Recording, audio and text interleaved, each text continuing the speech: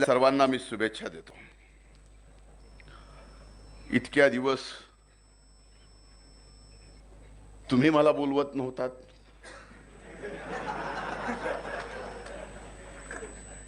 म्हणून मला येता येत नव्हतं। आता एकाएक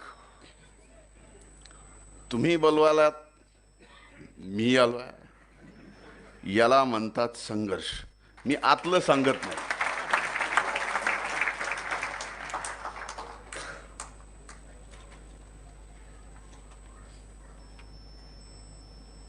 संघर्ष काय असतो?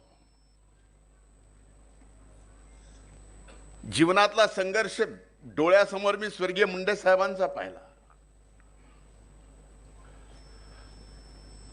या समाजाचा पाहिला, अनेक समाजाचा पाहिला।